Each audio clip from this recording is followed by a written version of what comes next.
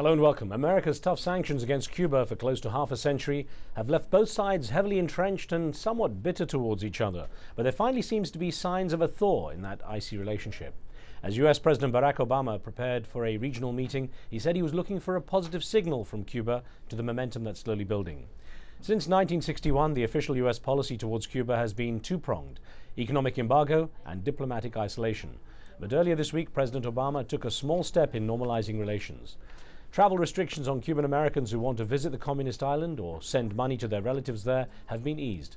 While this move fulfills a campaign promise and appeases regional allies, President Obama has not lifted the broader, decades-old US trade embargo on Cuba. Cuba's long-running and now retired leader Fidel Castro says the measures are positive but minimal.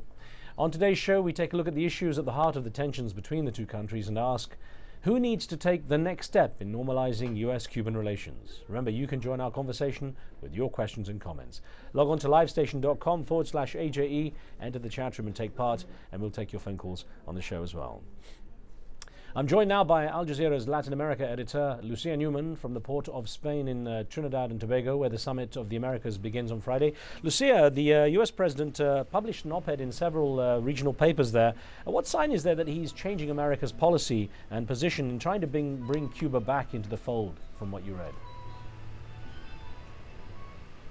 You know, it was a very, very unusual thing for the President of the United States to write an op-ed page basically to the people of Latin America. It shows a sort of a kinder, gentler attitude from this new administration, very, very different in tone from the Bush administration, certainly, ahead, of course, of this all-important Summit of the Americas, which begins here less than 24 hours from now.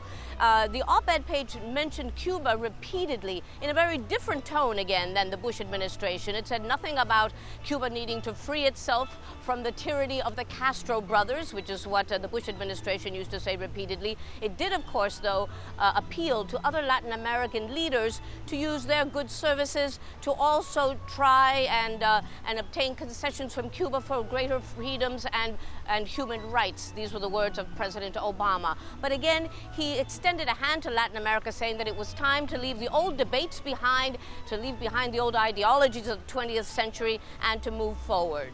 Well, Lucia, what's been the Cuban reaction to President Obama's steps earlier this week to ease some of the movement between Cuba and America?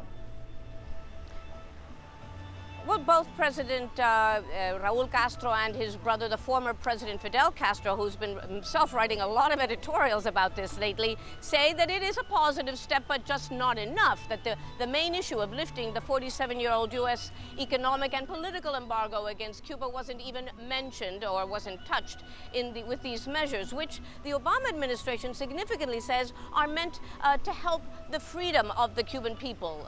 It doesn't say that it's a humanitarian gesture on the U.S. administration's part. Now, another thing is that the Cuban government has been saying now for months, and Raul Castro told me as much just recently. He said that the United States government had to take the first step, make the first gesture, one gesture for another. These are the exact words of the president of Cuba. Now, according to Obama, he's made that gesture. He wants to see something on Cuba's behalf before relations between both countries can thaw any further. So now, really, according to Washington, the ball is truly in Havana's court, and we'll have to wait and see what the response is. Well, so Lucia, with Cuba unofficially expected to dominate the summit, what chance is there the U.S. could take further steps then? I don't think that the United States is going to take this much further. Obama has said that he's willing to discuss the Cuba issue with anyone who wants to talk about it here at this summit, although Cuba is not officially on the agenda.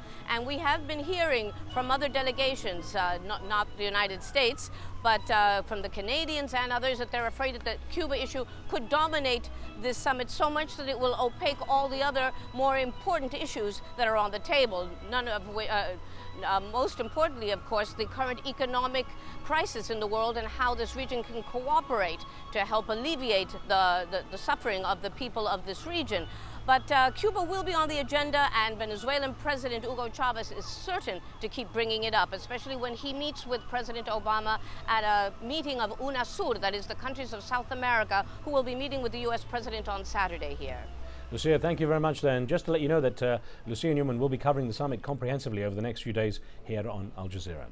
Now, as we look at the current situation, I'm joined from Miami by Jose Azel, a senior research associate at the Institute for Cuban and Cuban American Studies at the University of Miami. Dr. Azel left Cuba in 1961 as a 13-year-old political exile in what's been dubbed Operation Pedro Pan, the largest unaccompanied child refugee movement in the history of the Western Hemisphere. And here with me in Washington, D.C. on the set, I'm joined by Ambassador Peter DeShazo, the director of the Americas Program at the Center for Strategic and International Studies in Washington, D.C. He also served as Deputy Assistant Secretary of State for Western Hemisphere Affairs and the Deputy U.S. Permanent Representative to the Organization of American States. Gentlemen, welcome to the show. And Ambassador, I'm going to start with you and ask how serious you see this thaw in relations to be. Of course, we can look at the bigger picture in terms of Latin America, but as far as Cuba, the President mentioned it a couple of times in his op-ed. How serious is this in terms of steps? The important aspect that it shows the United States is revisiting decades-long Cuba policy, and that has taken some preliminary steps towards reaching out to Cuba. They've been couched in traditional terms, but nonetheless they do break with decades of policy by the United States. So it's significant, but limited in scope. It's pretty much a return to where things were around 1982, when there was still some movement between the two countries, isn't there? There's been a back and forth over time of a loosening and then a tightening of relations in the past years, more in the latter category of a tightening of the distancing between Cuba and the United States. So this is a movement back in the other direction. Dr. Jose Azel, glad you could join us, sir. And I wonder, in his op-ed piece, President Obama talks about, quote, being mired in the old debates of the past. Now, what sort of signal does that send, in your opinion? Well, I think it is a diplomatic initiative indeed, and the United States has decided to make this move unilaterally, unconditionally. So it certainly signals to the Cuban government that they are ready to revisit the topic. However, I do not, frankly, expect much of a positive reaction from the Cuban government. And my suspicion is that this probably will be the end of it. I've written a number of articles talking about the issues and the problems with unilateral, unconditional concessions such as this, in which one of the parties actually gives up all of its bargaining chips before it sits down at the negotiating table. Right.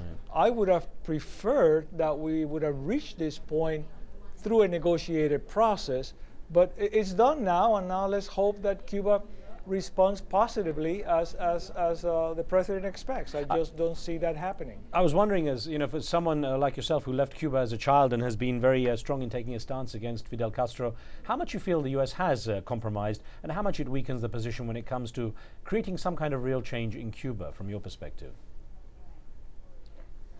Well, I am convinced that we're not going to see a change in Cuba as long as the Castro brothers are in place. I mean, that is going to be a reality.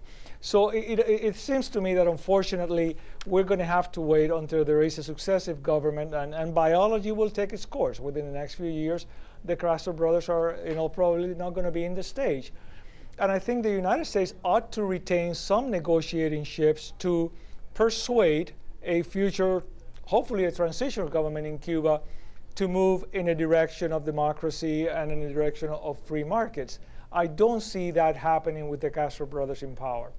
Ambassador, I wonder, with the former president, Fidel Castro, commenting on President Obama's measures, saying really they were pretty insignificant, what sort of message is that coming back to the United States?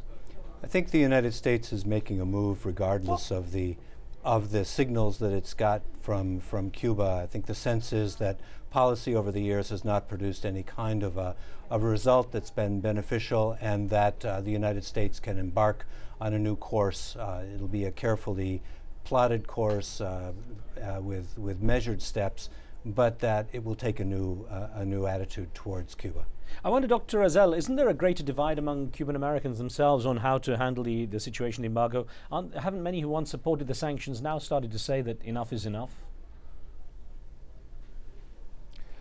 Well, again, it depends on what we're talking about. This particular rather limited set of moves, I think, is welcomed by most people in terms of allowing family reunification, allowing Cuban Americans to travel to the island, and the like. But the point that I try to make is that in any sort of negotiations, in any sphere of life, when one sits down with an adversary to negotiate, if one continually makes unconditional, unsolicited, or not unsolicited, but unconditional concessions, the adversary is most likely to put those in his pocket, say thank you very much, and move on to the next series of demand. And I think that is precisely what we're seeing Castro doing right now. He's saying this is not enough, and here are my next set of demands. Should the United States, for example, move unconditionally to, let's say, lift the embargo completely, I think Castro would say thank you, but by the way, you owe me $40 billion for the last 50 years of the embargo, and let's talk about that now.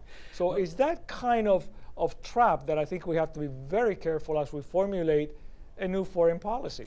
Gentlemen, I'm going to ask you to just stand by because we have to take a very short break here. As we get to our discussion, or get to our break and more of our discussion in a moment, let me remind you, you can join the conversation with your questions and comments by logging onto livestation.com and entering the chat room. You can see there's a debate taking place in there right now. We're also taking a poll in the LiveStation chat room where we're asking, should the US trade embargo against Cuba be eased with or without conditions? Join that debate and poll, and we'll be right back.